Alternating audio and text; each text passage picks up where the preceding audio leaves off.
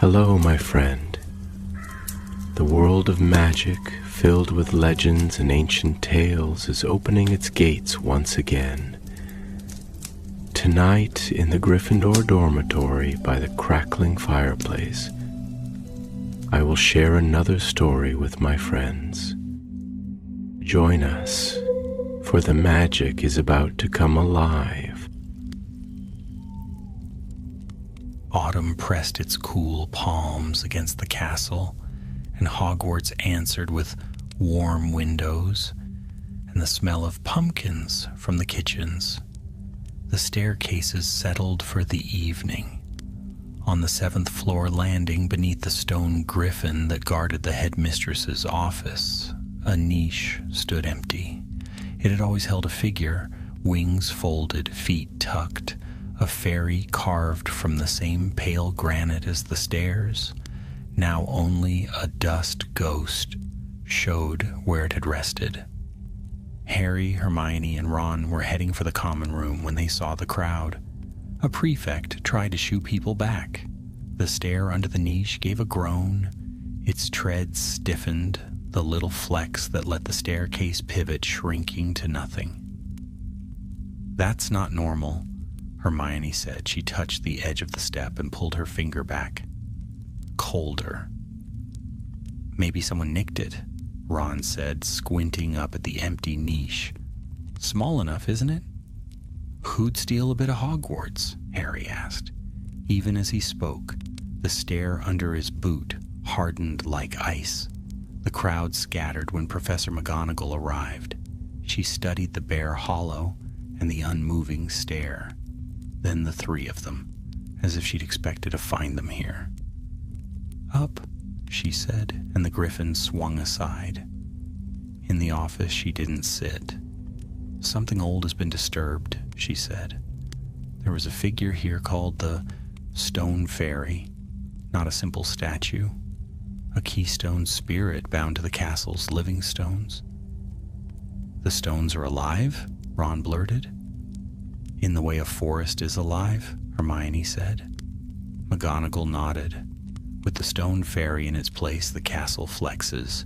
Stairs move, doorways yield, hearths breathe. Without it, that flex can lock. We've already had 2 torches fused to their brackets, and a first year whose shoes stuck fast to the flagstones. He was not harmed, but I will not have the castle turning rigid under our feet. "Do we know who took it?" Harry asked. "We do not know if it was taken," she answered. "Such spirits can be lured away. I have posted Mr. Filch and written to certain specialists. If you come across anything, report to me at once." They nodded and left. The stair groaned again but did not move. "Lured," Ron muttered as they aimed for the library. "With what, sugar cubes?" "There are charms. Lithomancy, spells that speak to pressure and lattice work," Hermione said. "If someone wanted to make the castle seize up." "Why would anyone want that?" Harry asked. "That," Hermione said, "is the point." The library was warm. Madame Pince watched them. Hermione raised a low wall of books, restoration records, founders' folklore, thin volumes on the hum of stone. Ron found the first oddity. "Repair orders," he said, tapping a folder. "Authorized stonemason access, signed by maintenance, signatures different on each page." "Forged," Hermione said after comparing them. "Ink and pressure changed, but the loop on the R gives it away." Harry ran his thumb along the edges. Fine gray grit clung to his skin and glittered faintly. "Dust," he said, "not old. From stone?" "Granite," Hermione guessed, brushing a pinch into an envelope. "From the battlements, likely. Why bring it in here?" "Maybe he was reading on the job," Ron said. "A stonemason with good taste." Hermione traced the chain of signatures to a name on the access form. Silas Quarry. "I don't know him," she murmured. "But if he has a pass, he's been near this stair. And the niche." They left the library with 3 paths: the battlements, the maintenance office, or the clock tower where charms often left echoes. The corridor felt thinner than usual, as if the castle were holding its breath. At a stairwell, a Ravenclaw first year scowled at his shoes. "It won't let go," he said. Hermione whispered a warming charm. The shoes softened free. "If it happens again, find Professor Flitwick," she said, and he dashed off. They climbed. The higher they went, the less the stairs wanted to help. Joints felt stubborn, landings hummed tight. In the clock tower passage, the air tasted faintly of chalk. "Do you hear that?" Hermione said. A hum, a charm anchored above the bell. Ron peered up the laddered ribs of the tower. Brilliant! Late-night climb inside a giant clock. Before they chose who would go first, the stair beneath Harry's left foot locked entirely. Frost seemed to race through the stone. A line of cold shot along the banister and into the wall where the castle's veins ran. Hermione grabbed his sleeve. "Don't move." "I'm not," Harry said, because he couldn't. His boot felt welded to the step. Across the corridor, a torch coughed and froze, its flame a glassy tongue. Somewhere above them, the bell gave a single warning tick. Far below, in the niche beneath the griffin, the polished hollow where the stone fairy had sat shone faintly, as if something small and winged were listening from a distance, uncertain whether to come home. And the castle, suddenly quiet, seemed to wait for their next breath to be sure. Harry's boot remained stuck fast to the stone. The frost thread running through the stair gleamed faintly as though it had caught moonlight and trapped it. The air around the 3 of them quivered, and for a dreadful second, Harry thought the whole staircase would lock into one immovable block. "Don't pull," Hermione warned sharply, wand already raised. If the stone fairy's absence has left the stones brittle, yanking might crack the tread itself. "Brilliant," Ron muttered. "So we leave him standing here until Christmas?" Hermione ignored him. She pressed her palm lightly against the stair and closed her eyes. A soft warmth flowed from her wand into the stone. Slowly, reluctantly, the frost eased, and Harry's boot came free with a sharp tug. He staggered backwards, nearly toppling into Ron. "Thanks," Harry breathed, shaking the cold from his foot. Hermione's face was pale. That was no natural freeze. Something is drawing the fairy farther away.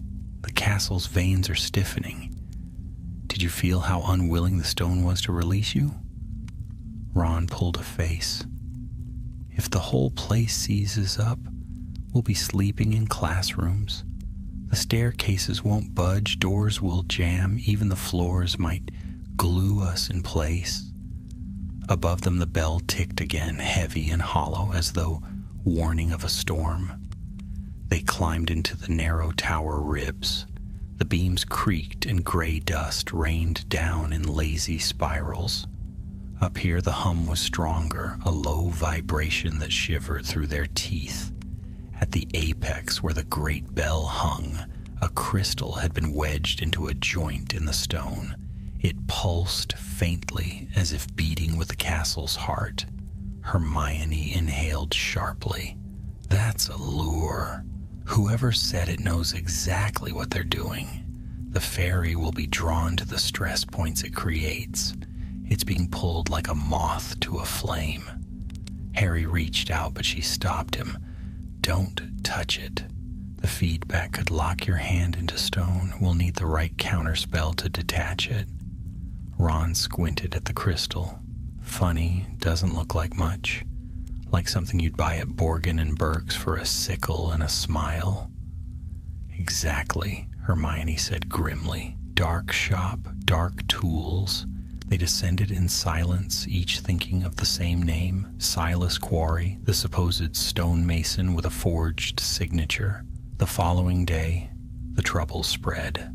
At breakfast, the enchanted ceiling of the great hall flickered. The drifting clouds froze in place, their edges sharp as chiseled slate.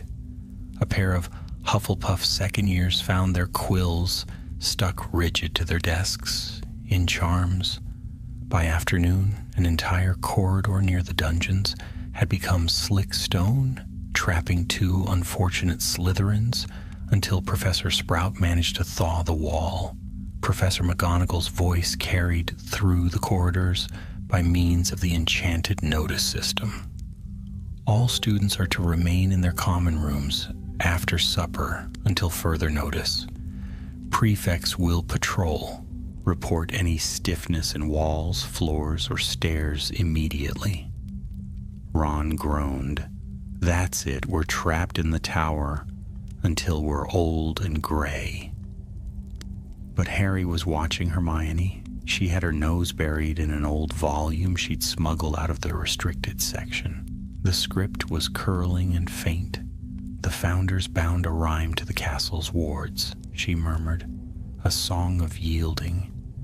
It was meant as a key, should the living stone ever turn against its keepers. So we sing to the walls? Ron said, incredulous. In a sense, Hermione replied. The right words, the right cadence, and the stones remember they're meant to bend, not break. Harry leaned closer. Can it counter the lure? She hesitated. If I can anchor the rhyme to the right place? Yes. But we'll still need to destroy the crystal, and whoever placed it will not be pleased. That night, the three of them slipped from the common room under the invisibility cloak. The castle was restless, its staircases sluggish and its portraits whispering anxiously. As they neared the headmistress's office, Harry felt the hush deepen. The niche where the stone fairy had sat was glowing faintly, but not with its usual pearly warmth. Instead, the hollow throbbed as though the fairy were circling far away, unable or unwilling to return. Suddenly, a scraping sound echoed down the hall. A man in gray work robes appeared, carrying a satchel that clinked faintly. His beard was dusted with stone powder, and his eyes gleamed with a cold satisfaction. Silas Quarry, Hermione whispered, heart pounding. He knelt by the stair, spreading more of the glittering grit in a careful pattern. The stair groaned again and locked tighter. Then he reached into his satchel and drew out a smaller crystal, setting it gently against the stone. It began to hum, in harmony with the one in the clock tower. Ron made a noise of disgust. He's planting more of them. Harry's hand tightened on his wand, but before he could move, Quarry straightened suddenly, glancing around as though he'd sensed the eyes upon him. They froze under the cloak. Quarry sniffed the air, then smiled thinly. Come closer, little fairy, he murmured, voice oily. The vault won't open itself. He swept away, leaving the new crystal humming faintly in the stone. Vault? Ron mouthed when the man had gone. Hermione's face was pale but determined. He's trying to force the castle open. Beneath the headmistress's office lies one of the sealed chambers from the Founder's era. No one has ever managed to breach it. If the castle seizes hard enough, the seams might crack. Harry's chest tightened, and he'll have the stone fairy trapped in the process. Hermione nodded grimly, which means we have very little time. The crystal hummed louder, and the stair beneath them shivered, hardening another degree. The castle was losing its breath. The crystal's faint glow cast long, knife-edged shadows along the stairwell. Harry felt the weight of it pressing against his chest, as though the very stones resented his breathing. Ron shifted uneasily, tugging the invisibility cloak tighter over his shoulders. "We can't just leave it," Harry whispered. Hermione's lips pressed together in a thin line. She crouched near the crystal, examining the faint runes etched into its facets. The markings weren't of any modern hand, sharp angles and curling hooks that looked like something out of Salazar Slytherin's era. "It's a parasitic charm," she murmured. "It doesn't create power. It feeds on the natural current of the castle, siphoning it, hardening it. Every heartbeat of Hogwarts becomes a chain. And the fairies being dragged from one of these to the next," Harry said. Hermione nodded grimly. "If enough of these are planted, the fairy won't have the strength to return to its niche at all." Ron scowled. "So we smash it then." He raised his foot, but Hermione caught his arm. "Don't. If the shattering isn't balanced, the backlash could spread. The stairs, the walls, everything could seize in a blink. We need the rhyme of yielding."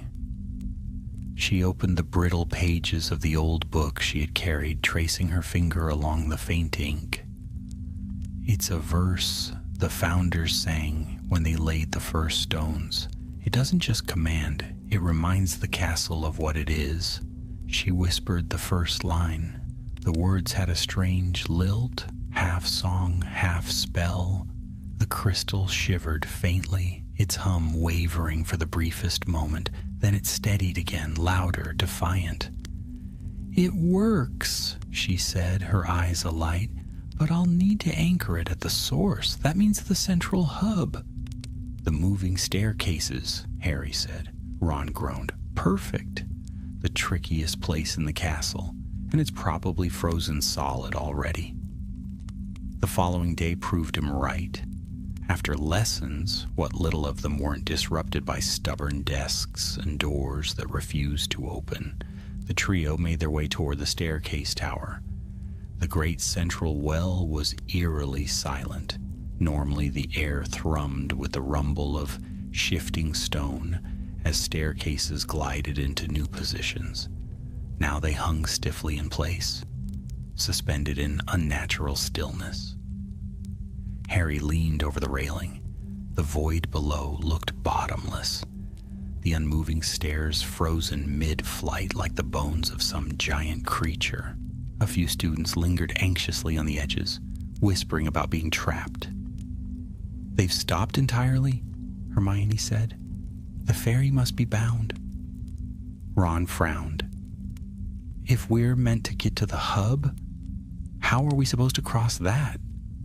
Harry scanned the stone framework, the gaps between the immobile staircases. A thought came unbidden, something he'd learned from too many Quidditch matches and midnight adventures. "We climb." Ron looked as though Harry had suggested they sprout wings. "Climb? Across this? You're barmy." But Hermione had already slung her satchel across her shoulder and swung her legs over the rail. "We don't have a choice." The descent was slow, nerve-wracking work. They edged along the rails of the stuck staircases, crept across landings and shimmied down pillars. Dust clung to their palms, and the hum of distant crystals vibrated through the stone. Halfway down, Harry froze. A faint flutter of wings brushed the air near his ear, though nothing was there.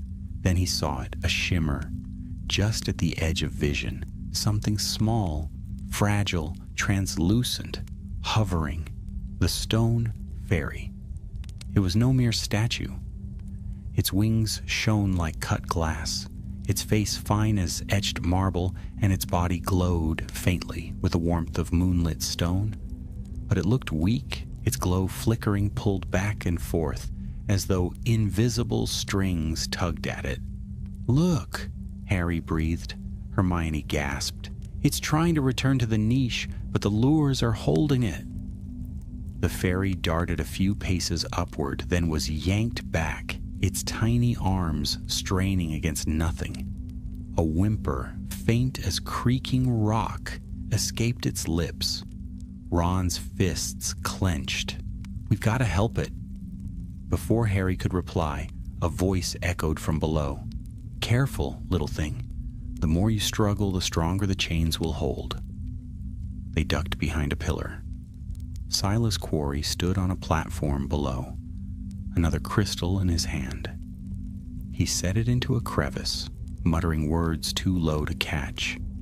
The fairy jerked, whimpered again, and fell still. Quarry chuckled, satisfied. "Nearly done. By Halloween's moonrise, the vault will crack, and all your strength will be mine." He swept his cloak and vanished into a side passage, leaving only the fading echo of his boots. Harry's knuckles whitened on his wand. "He's planning something for the feast." Hermione's eyes burned.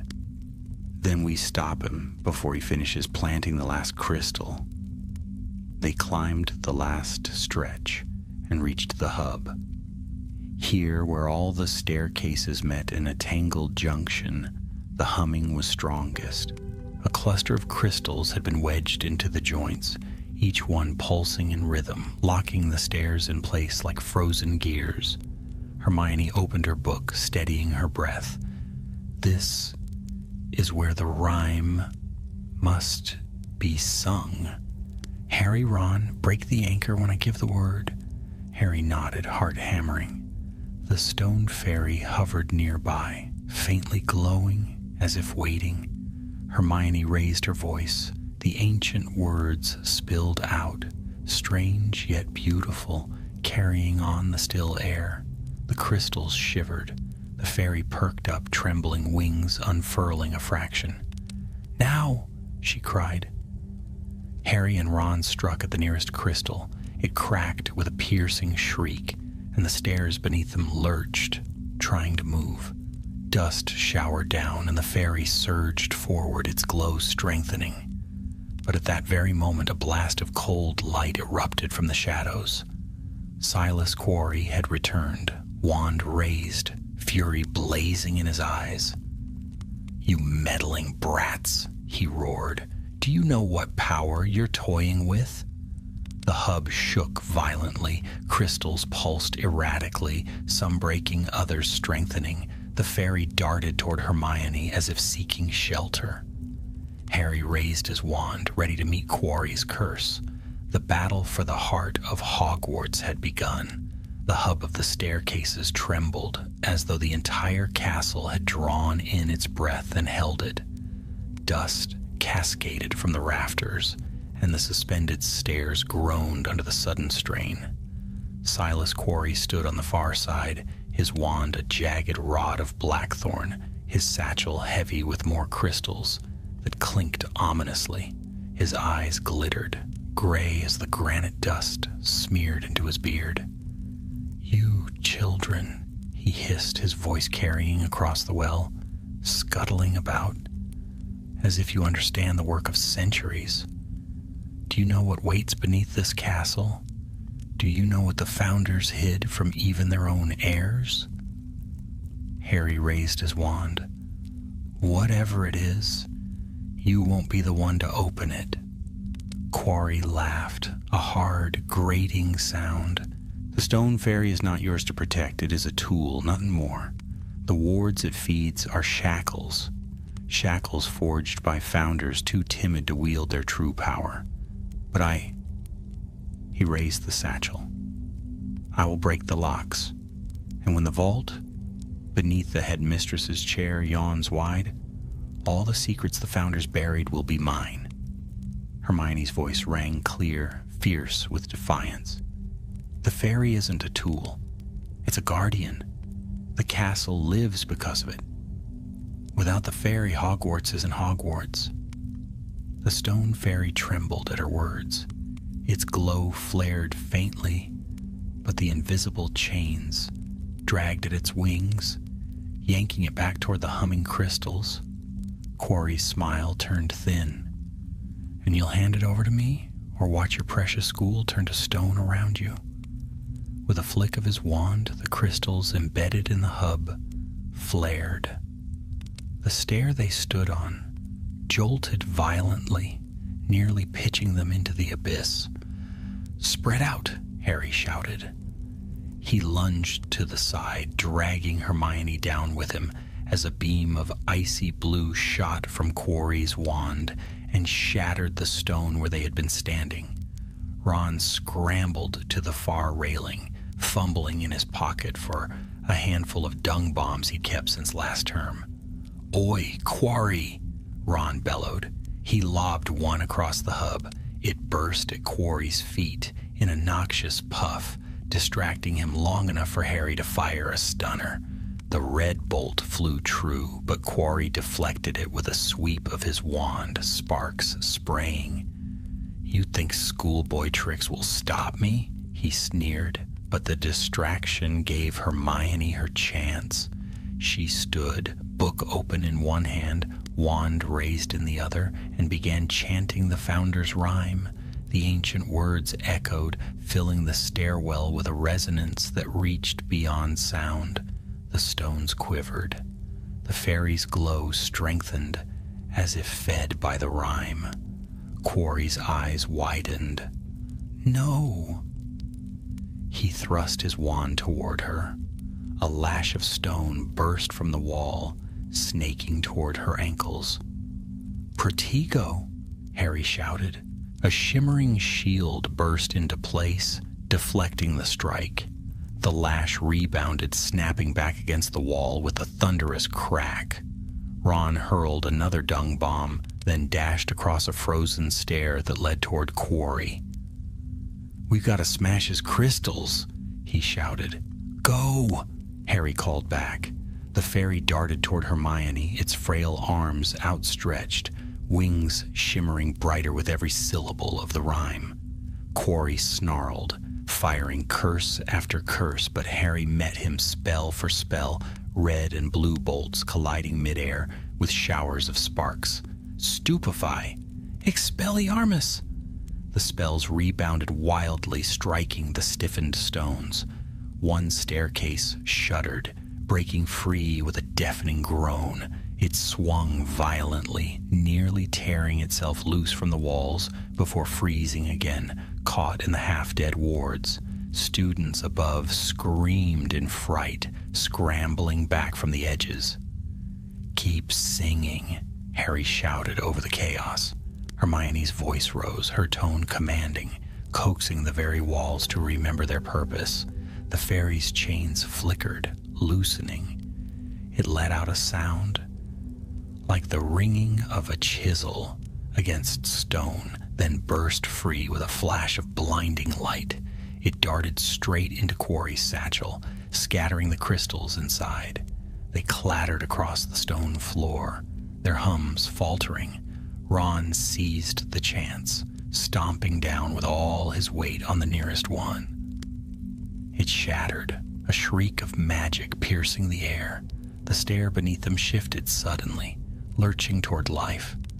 Quarry roared in fury. "You fools! You'll bring the whole castle down!" Harry advanced, wand leveled. "No, we'll bring it back." But before Quarry could answer, a sharp voice cut through the din. "That will do." Professor McGonagall stood at the edge of the hub, robes billowing, her wand shining like a torch. Behind her came Professors Flitwick and Sprout, each with their wands drawn. Quarry's eyes flicked to the teachers, then to the scattering of broken crystals at his feet. For a heartbeat, he looked ready to fling himself into the abyss rather than be captured. But McGonagall's wand flared, and cords of transfigured iron wrapped around his arms, pinning him fast. "It was you," she said coldly. "The forged orders, the poisoned crystals. You dared bind a keystone spirit of Hogwarts?" Quarry's face twisted with rage. "The Founder's vault will open for me. You cannot hold me forever. You'll find Azkaban's stones less forgiving," she replied, her eyes like steel. With a flick, she silenced him, leaving only the faint hiss of the hums dying in the walls. The stone fairy fluttered back to Hermione's shoulder. Its glow pulsed once as if in gratitude before darting upward, soaring toward its empty niche near the headmistress's griffin. As it settled, the whole castle exhaled. The staircases groaned, then shifted again with their familiar clattering grace. The walls softened, the torches blazed back to life, and the enchanted ceiling in the great hall rippled with clouds once more. Hogwarts lived again. Harry lowered his wand, heart still racing. Ron collapsed onto the nearest step, coughing from the dung bomb smoke. Hermione closed the old book with shaking hands, relief written across her face. McGonagall looked at the three of them, her stern expression softening just slightly. "You've interfered with matters far beyond your years," she said quietly.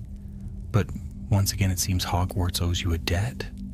The fairy gleamed faintly in its niche, its wings folding as though finally at peace.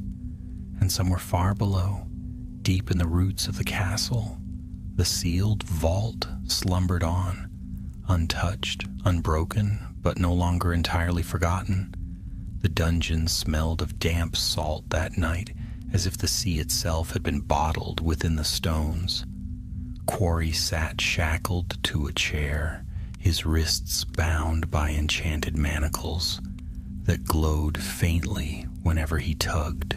His eyes, however, were as sharp as ever, gray, restless, watching every flicker of torchlight with the hunger of a man not yet beaten.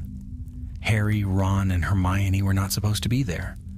McGonagall had told them firmly to remain in their common room until further notice, but the echoes of the fight in the hub still thrummed in Harry's blood, and the thought of Quarry whispering about the Founder's vault in a dark cell gnawed at him. When Hermione discovered that Professor Sprout and Flitwick were taking turns guarding him, she'd only muttered, "We'll never get another chance." And the matter was settled. They slipped through a side corridor under the invisibility cloak. The guardroom door had been left ajar. Inside, Sprout dozed lightly, her wand balanced across her lap. Quarry sat opposite, shackled, his eyes half-lidded. Yet the moment the trio stepped in, he stirred. "I can smell granite dust on you," he said softly, voice echoing against the walls. "You've been near the fairy." Sprout jolted awake, wand snapping upright. "Quiet, Quarry." But the prisoner smiled thinly. "You've barely bought yourselves a reprieve. Do you think breaking a handful of crystals undoes centuries of neglect? The fairy was weak long before I arrived." His gaze flicked toward the doorway, unerringly finding Harry beneath the cloak. "And you, boy who lived? Are you so certain the castle will keep breathing once I'm gone?" Harry froze. How could Quarry know he was there? Hermione's hand closed tightly on his sleeve, warning him not to move. Sprout's eyes narrowed. "You'll say anything to unsettle them. Enough." But Quarry leaned forward as far as his chains allowed. "I have seen the cracks, Professor. I have studied the strain lines. The Founder's vault is not simply a box of treasure. It is a reservoir, a lung of stone. The fairy is its keeper, but even keepers falter. When the wards crumble, Hogwarts will choke." The words hung in the air like smoke. Hermione's breath hitched. Ron muttered something under his breath that Harry couldn't catch. Sprout rose and pressed her wand against Quarry's temple. "Not another word," she said firmly. With a whispered incantation, she bound his mouth in silence. Quarry only chuckled through the spell, eyes glittering. The trio slipped back into the corridor, hearts pounding. By morning, the story had spread. Students whispered of staircases gone stiff, of the stone fairy almost lost, of Quarry, though none seemed to know exactly who he was. McGonagall addressed the school at breakfast, her voice cutting across the hall like a blade. Be assured, the intruder has been secured and will be delivered to the Ministry for trial. Hogwarts is safe. She paused, eyes resting briefly on Harry, Hermione, and Ron. For now. The words "for now" echoed ominously. Hermione leaned in, whispering furiously. Did you hear what Quarry said? The vault isn't just a chamber. It's tied to the fairy itself. That explains why the crystals worked. They weren't just lures. They were draining a reservoir that's been weakening for years. Ron rubbed his temples. So you're saying the castle's lungs are giving out? Brilliant. What do we do? Stick it on a breathing charm? We find out what's inside that vault, Hermione said. The founders must have known the fairy couldn't last forever. There has to be a contingency. Harry's stomach tightened, and Quarry knows it too. That afternoon, McGonagall summoned them to her office. The griffin leapt aside, and they climbed the spiral stair with heavy steps. The stone fairy now gleamed faintly in its niche again, wings folded, its glow steadier than before, but not as strong as Harry remembered.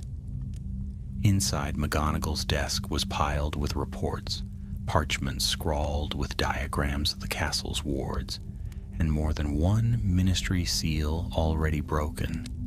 She looked weary but unbending. You three have once again placed yourselves in mortal danger, she began crisply. You interfered with an intruder capable of shattering centuries-old protections. And yet, her lips thinned. Without your interference, the fairy might well have been lost entirely. For that, Hogwarts owes you its breath. Hermione flushed, both proud and abashed. McGonagall's gaze softened slightly. You heard Quarry speak of the vault. Harry nodded. He said it was a lung, that the fairy kept it alive.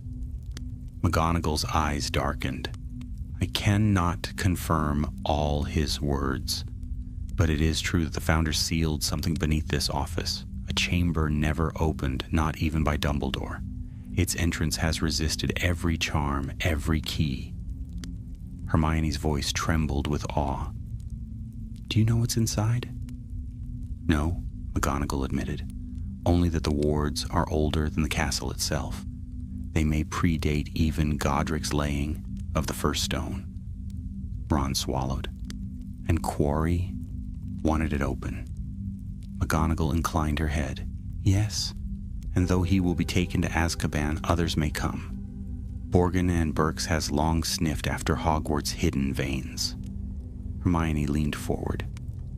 Professor, if the fairy truly is weakening... McGonagall raised a hand. Enough!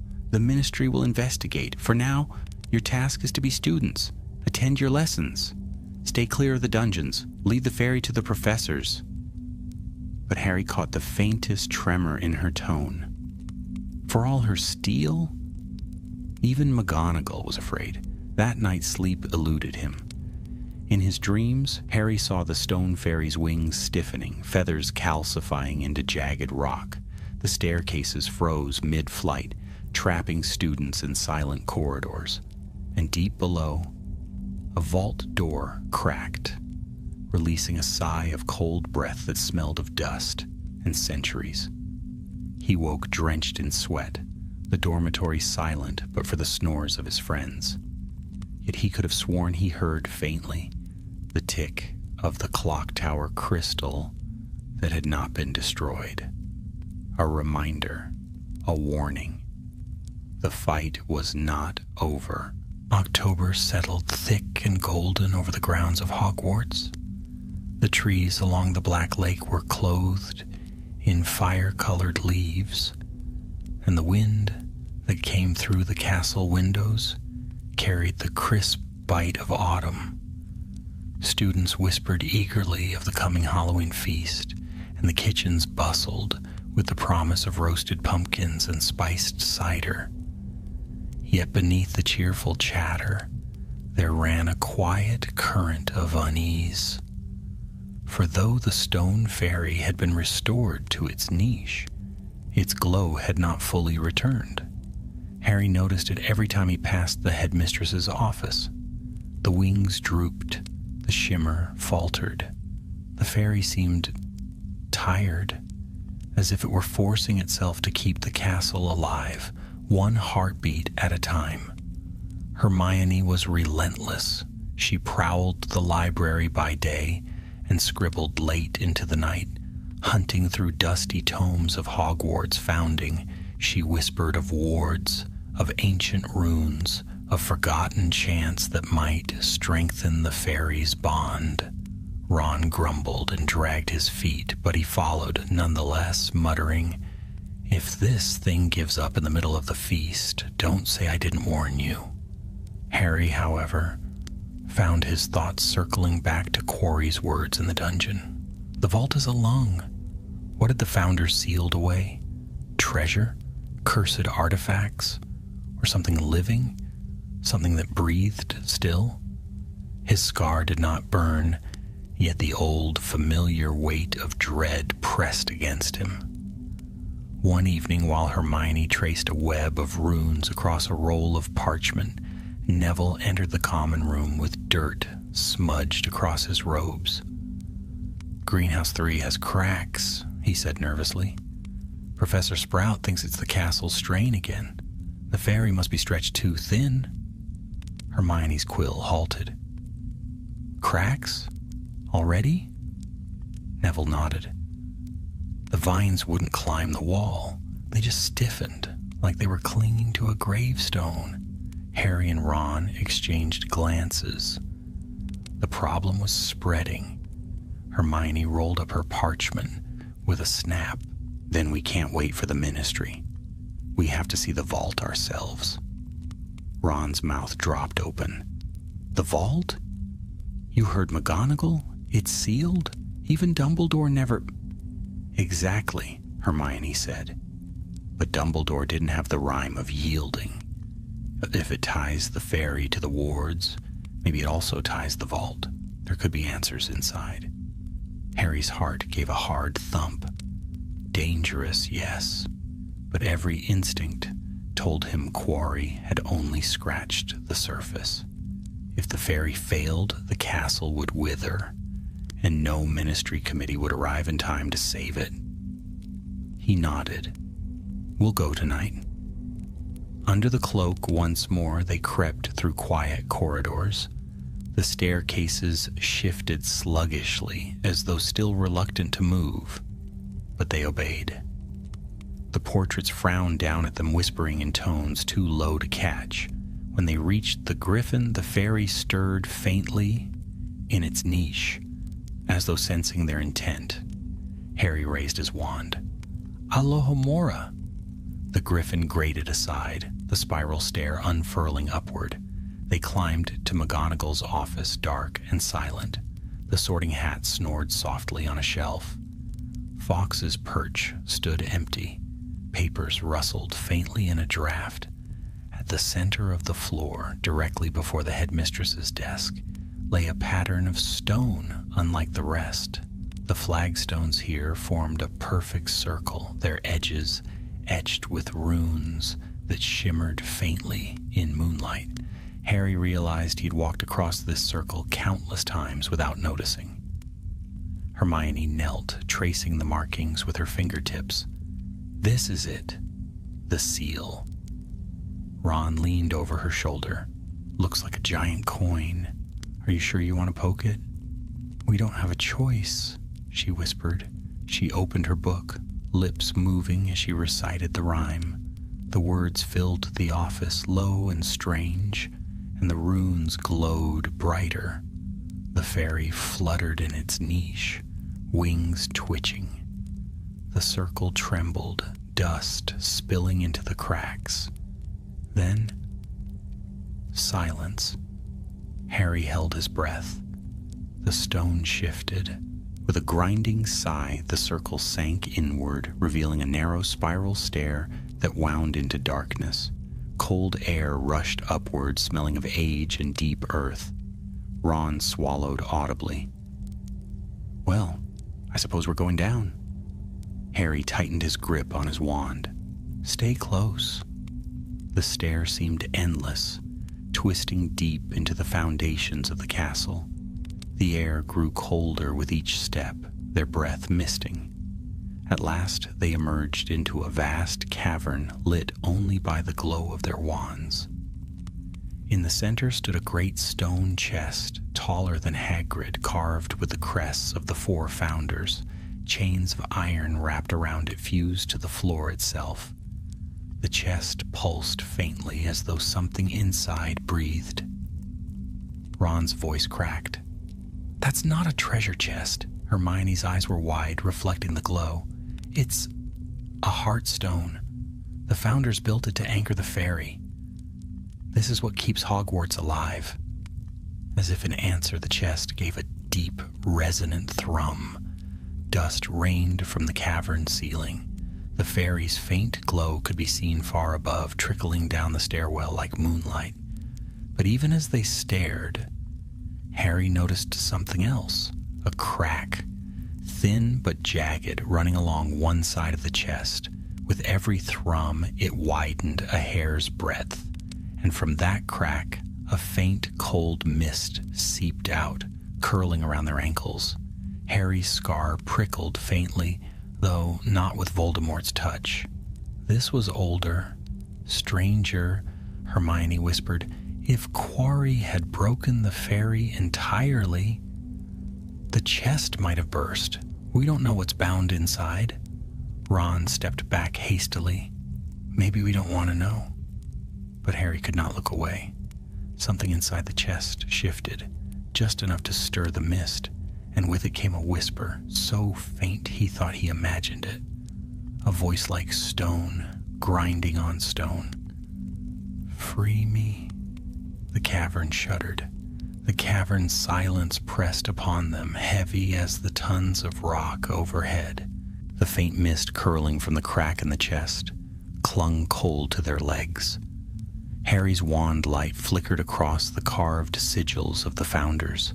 The lion, the badger, the raven, the serpent. All 4 gleamed faintly, as though their stone eyes had opened to watch. Ron whispered, "Did anyone else hear that?" Harry nodded, throat tight. It spoke. Hermione's face was pale but stubborn. Stone cannot speak. Yet even as she said it, her eyes darted to the chest, and her voice wavered. "Unless something inside is alive." The chest thrummed again, and with the sound came another whisper, clearer this time. "Free me." The chains weaken. I wait. Ron stumbled back. "Nope. No, thank you. Let's march right back upstairs and tell McGonagall. Or better, lock it up again and pretend we never found it." Hermione's eyes shone with fear and wonder. "But don't you see? This is the heart of Hogwarts. If it's cracking, the fairy won't be able to hold the wards for long. Whatever is in there might be the key to saving the castle. Or destroying it," Ron muttered. Harry stepped closer, the mist curling around his shoes.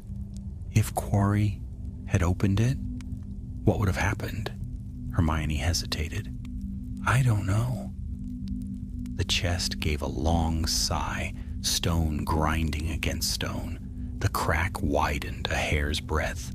The fairy fluttered down the stairwell and circled the chest, wings dimming as though drained by its presence. Its glow faltered, then flickered back again. Harry clenched his wand. "We can't ignore this." Hermione straightened, determination hardening her features. "Then we learn, quietly, before Quarry's friends or anyone else tries again." The following days passed under a strained calm. Lessons continued, staircases moved again, and the chatter of Halloween filled the halls. But Harry noticed more signs of weakness. A door that refused to unstick until 3 students shoved together, a torch bracket that fused solid again, vines in Greenhouse 4 brittle as glass. Hermione prowled the restricted section every evening, muttering of heartstones and breathing wards. Ron moaned about missed meals and essays, but followed her anyway. One night she spread 3 books across a hidden corner of the library. Listen, the founders knew the castle needed more than mortar. They bound part of their own magic into a living reservoir, the Heartstone chest. The fairy channels it. That's why the fairy looks tired. The reservoir is failing.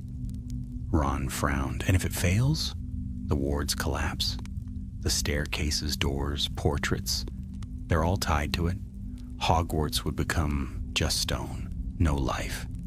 Harry felt his stomach sink. The castle was more than walls. It was their home, their refuge. To imagine it cold and empty was unbearable. But what's inside the chest? Harry asked. Hermione turned a page, revealing a sketch of runes similar to those on the chest. No one knows. Some say it's pure magic shaped into a living core. Others whisper one of the founders left a fragment of themselves. Ron shivered. A fragment? Don't start talking like it's another Horcrux. Hermione shook her head. Not dark like that, more like a sacrifice. But the records are broken. The Ministry never let anyone study it. Harry stared at the illustration, the same sigils he had seen carved into the chest. He remembered the voice, the whisper, and he knew it was no mere echo. Something was inside. On the eve of Halloween, as jack-o'-lanterns glowed in every corridor and the smell of roasted pumpkin drifted through the castle, the 3 of them crept once more to the vault. The fairy fluttered down ahead of them as though guiding. Its glow was dimmer now, a weary lantern. The cavern was colder than before. The mist from the crack had thickened, pooling low across the floor. The chest thrummed louder, the sound carrying through their bones. Hermione opened her book, muttering incantations. The chains are enchantments, not iron. They're weakening with every pulse. That means something inside is pushing. Ron rubbed his arms. And we're just standing here watching it break free? Maybe it shouldn't be sealed, Hermione argued.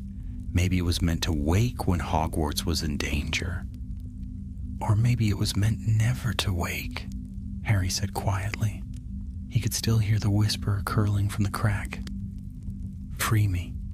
Hermione looked torn, her brow furrowed. If it speaks, it has a will. That means the founders bound a being inside, but what sort of being can breathe life into stone? The chest pulsed again, the crack widening. A sliver of light gleamed within, pale, shifting, like starlight. Trapped in water, Harry stepped closer. The mist brushed his skin, icy, and his scar tingled faintly.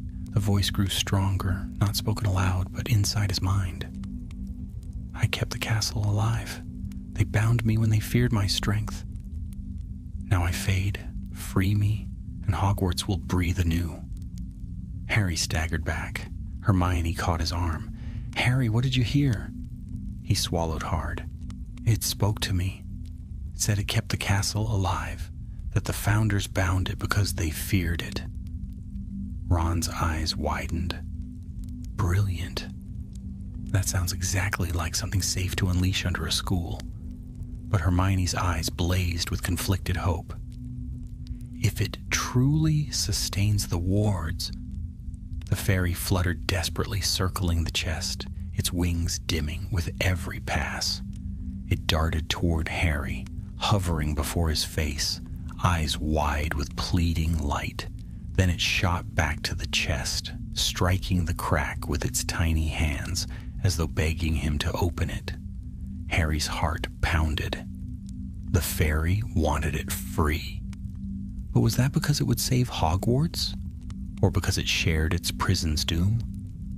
The cavern shook, dust falling from the ceiling. The crack widened with a sharp snap, releasing a gust of cold air that blew their wand lights nearly out. The chest's chains glowed, straining. "Harry!" Hermione shouted over the rumble. "What do we do?" The voice pressed into his skull again, insistent now, urgent. "Free me." Harry raised his wand, trembling. He didn't know if he was about to save Hogwarts or destroy it. The rumble from the chest, deep below Hogwarts, grew louder with every heartbeat. Dust showered from the cavern's ceiling, and the pale mist now poured freely from the widening crack, curling up the spiral stair like a warning. The fairy flitted desperately around the chest, wings dim and frantic as if urging Harry on. "Harry!" Hermione shouted again, voice echoing off the stone. "It's breaking whether we act or not. We have to decide." Ron's face was ghost white in wand light. "Decide? What's there to decide? We shut it, we seal it, we run. That thing is not meant to be opened." But the chest pulsed with another great thrum, and this time the voice was not faint. It was everywhere, in the stones, in their bones, in their minds. "I am the breath of Hogwarts, bound, shackled. With each crack I weaken. Free me, and your castle will live again. Leave me, and it dies with me." Hermione's hands shook as she clutched her book. If it's telling the truth, if this is the reservoir itself, then without it, Hogwarts will crumble to ordinary rock. The fairy can't sustain it alone. Harry's thoughts raced. The fairy, the frozen stairs, Quarry's crystals, all signs pointed to the wards weakening. But how could he trust a voice trapped for centuries in a chained chest? The mist rose higher, bitterly cold. The fairy darted once more to Harry, hovering at his eye level, then dove straight into the crack. Its light flared from within, faint but resolute as though choosing. Ron groaned. Even the fairies lost its marbles. Hermione's eyes brimmed with fear and wonder. It's part of the fairy's duty. Maybe it was always meant to release what's inside when the time came. The chest shuddered. Chains glowed red hot, then snapped, ringing like broken bells. The crack tore open wide enough for Harry to glimpse the light within, not dark or sickly, but pure, silver white, swirling like a storm of stars. The voice thundered, shaking the cavern.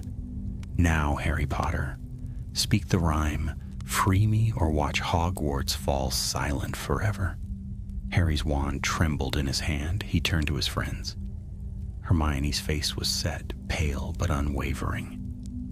"I think we must." Ron shook his head violently. "It's a trick, Harry. It's what Quarry wanted, what he nearly died for. You don't open boxes that dark wizards want open." The cavern roared, a new crack, splitting the chest from top to bottom. The stairwell above groaned, as if the entire castle were tightening in agony. Harry raised his wand. He remembered the rhyme Hermione had sung, the words that reminded stone to bend instead of break. His lips parted, and suddenly the sound of bells rang out, not from the chest, but from far above. The great bell of the clock tower tolled, signaling the Halloween feast had begun. Its note echoed through the castle, and with it came another groan of strain. The staircases froze once more. The torches sputtered. The fairy's light within the chest flickered. Hermione gasped. "The wards, they're failing now. Quarry's crystals must still be anchored somewhere. If we don't act..." The chest convulsed. Mist exploded outward, rushing up the stair. The voice boomed like thunder. "Free me." The three of them staggered, clinging to the stone as the cavern quaked. The fairy's light burned brighter within, struggling against the chains. Harry drew a deep breath. The choice was his, and his alone.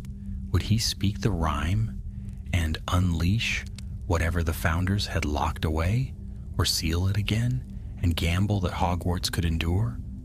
Above them, the sound of hundreds of voices laughing and chattering in the great hall drifted faintly down the stair. The students had no idea their castle teetered on the edge of silence. Harry clenched his wand tighter, the words of the rhyme burning on his tongue. The cavern waited. The chest pulsed. The fairy glowed. And Hogwarts itself seemed to hold its breath. The chest quaked as though a giant hand struck it from within. Cracks raced like lightning across its surface, spilling silver mist into the cavern. The fairy blazed desperately, wings thrumming, its light the only thing holding the chains intact. Hermione clutched Harry's arm.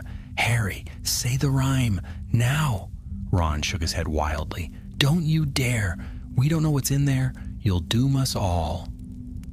The voice thundered again, not a whisper this time, but a roar that shook the walls.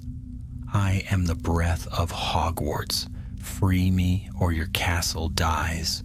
Harry's scar tingled, his gut twisting. He could feel the truth in the words, the fairy weakening, the wards trembling, but he could also feel hunger in the voice, a terrible longing. Was it salvation or a trap set centuries ago? Above them, faint but unmistakable, came the cheer of hundreds of voices in the great hall. The feast was beginning. If the wards failed now, the entire castle would harden. Doors sealing, stairs locking, torches dying.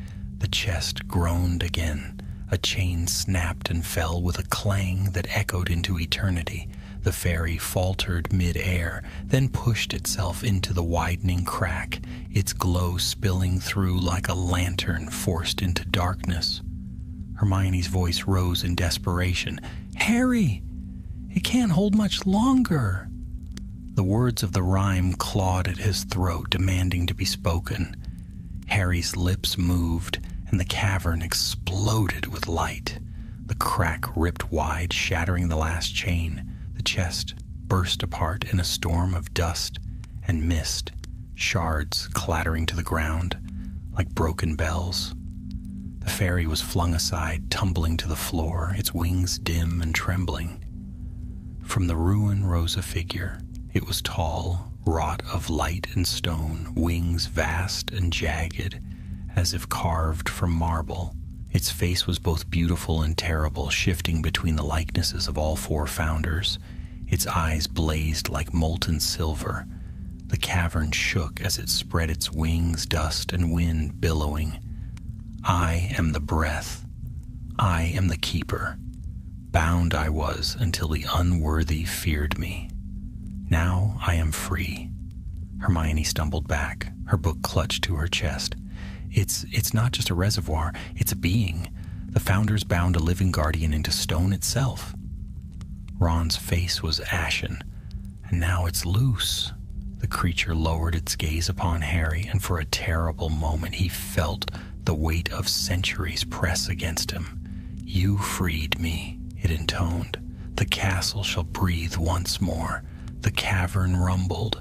Far above, the staircases lurched into motion again, faster, stronger, twisting with renewed life. Torches across Hogwarts flared to brilliant flame, brighter than ever before. Students in the great hall gasped as the ceiling sky rippled with sudden brilliance, stars blazing. But the figure's voice grew darker. "Hogwarts breathes, but chains once broken shall not return. The vaults are open, and I shall walk my halls again." It spread its wings and rose, drifting upward through the stairwell, leaving only dust and trembling echoes. The fairy stirred weakly on the ground, its glow faint but steady. It looked at Harry with weary eyes, as if to say, "The choice is made." What happens next is yours to bear. Harry's chest tightened. He had saved Hogwarts, or so it seemed. But what else had he unleashed? Hermione whispered, "We've set free." Something even the Founders feared? Ron swallowed hard, and it's heading straight for the feast. They looked at one another. Then Harry picked up the fairy, cradling it gently, and nodded. "Come on," he said grimly. "We have to face it." The three of them raced upward, the cavern shaking behind them, the sound of wings echoing through the stairwell, like the beating of the castle's own heart. Above, laughter from the great hall turned to screams. The great hall was ablaze with candlelight. Hundreds of jack-o'-lanterns floated overhead, grinning wickedly as their flames flickered. Platters groaned beneath heaps of roast chicken, cauldrons of pumpkin juice, and mountains of treacle tart. Students laughed and shouted over the din, their voices rising into the enchanted ceiling where a full harvest moon gleamed. Then, without warning, the flames leapt higher, the candles sputtered, the jack-o'-lanterns' grins stretched into hideous grimaces before bursting in showers of sparks. Gasps rose from the tables as every torch along the walls flared white-hot, filling the hall with a sudden glare. From the far doors came a sound, stone grinding, wings beating. The Guardian entered. It was taller than Hagrid, its body both luminous and jagged, as though half formed from marble and half from starlight. Its wings scraped the rafters, shedding dust. Its face shifted ceaselessly, the stern brow of Godric Gryffindor, the serene gaze of Rowena Ravenclaw, the fierce eyes of Helga Hufflepuff, the sharp cheekbones of Salazar Slytherin. It was all and none a living echo of the four. Students screamed. Plates clattered to the floor. The teachers rose at once, wands drawn. McGonagall stepped forward, her tartan robes sweeping. "Who dares disturb Hogwarts Hall?" she demanded, voice iron strong. The being's eyes blazed silver. "I am no intruder. I am the breath, bound by your founders. I walked these halls when the first stones were laid. Shackled I was for fear of my strength. Now I am free, and the castle breathes again." Its voice reverberated through the bones of every listener. Flitwick darted forward, wand raised. "Bound for a reason. You threaten the children." But the being merely looked at him, and the goblin-descended professor staggered as though pushed by invisible wind. Hermione, Ron, and Harry burst into the hall, breathless from their climb. Dust streaked their robes, and in Harry's hands the stone fairy trembled, its light faint. The Guardian turned its eyes upon them. These three unshackled me. Their choice, not mine. The hall erupted in whispers. Dozens of eyes turned to the trio. Shock, confusion, fear. Harry stepped forward, clutching the fairy close. "We didn't know what you were. We only knew Hogwarts was dying." The being's gaze softened, if such a thing were possible, in a face of living stone. "And so you freed me. The wards will live anew, but chains once broken cannot bind again. I shall walk, I shall guard, I shall judge." The teachers tightened their circle around the students. McGonagall's eyes never left the beings. "Guard you may. Judge you shall not. Hogwarts is mine to guide." The Guardian spread its wings. Dust and sparks fell from the rafters. "Yours to guide, but mine to breathe. Without me, this hall would be dust. Do not forget who keeps your walls alive." It turned, wings beating, and with a gust of wind it rose, passing through the ceiling itself, as though stone were smoke. The enchanted sky rippled violently, the harvest moon shattering into a spray of stars, before steadying again. Silence choked the hall. Finally, Ron muttered, "Well, that went better than expected. Nobody got crushed." Hermione shook her head. You don't understand. It's free. The fairy was the keystone, but now the breath itself walks. We've changed the very heart of the castle. McGonagall approached them, her face pale and set like stone. You three will explain yourselves. Now. Harry swallowed. We found the vault. It was breaking open on its own. If we hadn't... He stopped, unsure if he believed his own defense. McGonagall's eyes flashed. You meddled with the oldest wards of this castle. You have unleashed something even the Founders feared. The fairy stirred weakly in Harry's hands, glowing faintly as though to contradict her. McGonagall's gaze softened only a fraction, and yet the castle is alive again. I feel it. Students whispered frantically, their feast forgotten. Some looked at Harry with awe, others with fear. Above, the sound of great wings echoed faintly, circling the towers. Hogwarts had a new guardian now. Whether protector or tyrant, none could yet tell. And in the pit of his stomach, Harry felt the dread certainty. Their troubles were only beginning. The sound of wings did not fade with the night. For hours after the Halloween feast, the Guardian circled the towers, its silver glow drifting across the windows like moonlight given shape. The portraits whispered in alarm. Ghosts huddled together in corners, their translucent faces troubled. Even Peeves kept to the shadows, cowed by the weight of the presence above. Harry, Ron, and Hermione sat outside McGonagall's office, the fairy resting weakly in Harry's palms. Its glow pulsed faintly, steadying whenever he whispered to it. Professors moved in and out of the office beyond, their voices sharp, tense, clipped. No one told the trio what would happen next. At last the door opened. McGonagall beckoned them in. Her face was grave, the candlelight catching silver in her hair.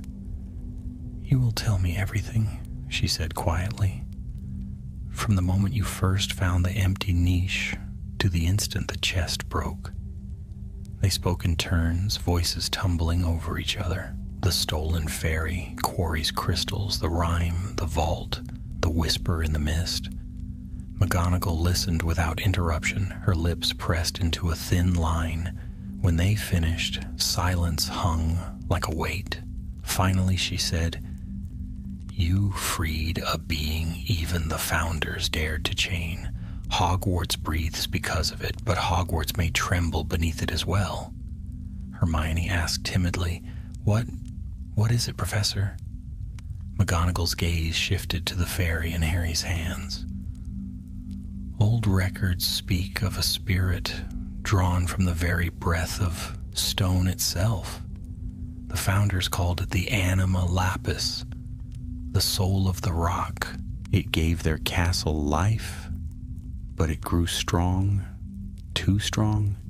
Fearing it would claim the school as its own, they bound it into the Heartstone chest and left the fairy as its channel. You three have undone that choice. Ron rubbed his face. Brilliant. So we've either saved the school or handed it over to a moody rock spirit. Both may be true, McGonagall murmured.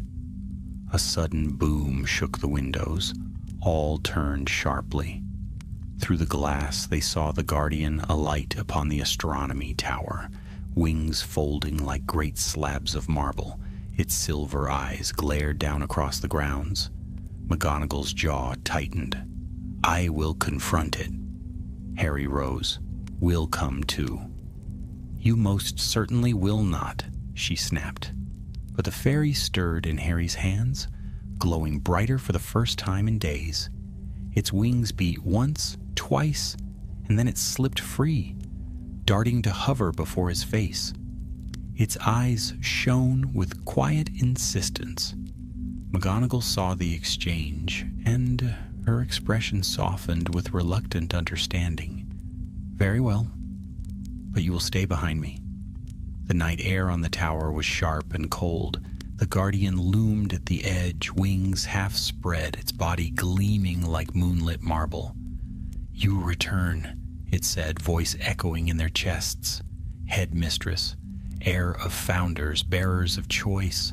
Its shifting face turned to Harry, Hermione, and Ron. "You freed me. Why come now? To bind me again?" McGonagall's voice was clear. "You claim to be Hogwarts' breath. If that is so, then you are its servant, not its master. You will not rule this castle." The Guardian's eyes blazed. "Without me, the wards collapse. Without me, the stones are dead. I owe no fealty. I am this castle's soul, and it shall bend to my will." The fairy darted forward, placing itself between McGonagall and the being. Its tiny glow seemed pitiful beside the Guardian's vast light, yet it pulsed with defiance. For the first time, the Guardian faltered. "Little one," it murmured, voice softening. "You still linger? You were my fragment left to keep the castle breathing while I slept. You are me, and not me." The fairy's light flared, bright and steady. It turned to Harry, hovered at his chest, and pressed a tiny hand to his heart. Harry felt warmth surge through him, the same warmth he had felt when the castle's wards revived. A memory rose, not his own, but ancient, of 4 witches and wizards standing around a half-built hall, singing a rhyme as they placed the first stones. Their magic was not chains, but gift. They had not wanted a master, they had wanted a partner. Harry stepped forward. "You're not meant to rule Hogwarts. You're meant to live with it, to breathe with us." "That's why they left the fairy, to remind you." The Guardian's wings trembled. For a heartbeat, its many faces stilled, merging into one, a figure both fierce and kind, eyes filled with centuries of sorrow. "I was bound, forgotten. Perhaps I grew bitter, but the child speaks truth. I am no master. I am breath." The fairy darted into the Guardian's chest. Light exploded outward, dazzling. When it faded, the being was smaller, gentler, its wings folded close, no longer looming, but watching. "I will guard, I will breathe, not as ruler, but as soul. You freed me, and I will remember." It rose once more, not with thunder, but with a quiet rush of wind, and vanished into the night sky, its glow scattering like stars. For days after, the castle felt different, alive in ways subtle but unmistakable. The staircases shifted with renewed vigor, but never trapped anyone. Doors yielded more kindly. The portraits spoke with fresh humor, and the very air seemed lighter. At breakfast one morning, a smooth pebble appeared on the Gryffindor table. Tiny wings were etched upon its surface, glowing faintly. Hermione lifted it reverently. "A gift," she whispered, "from the fairy, or from the breath itself." Harry smiled faintly. "A thank you." Ron poked the pebble suspiciously. "As long as it doesn't hatch, I'm fine." Laughter rippled around the table, but Harry's gaze lingered on the high windows where sunlight poured in. The breath was free. The fairy was part of it again. Hogwarts lived. And though the founder's choice had been overturned, perhaps for the first time in centuries, the castle was whole.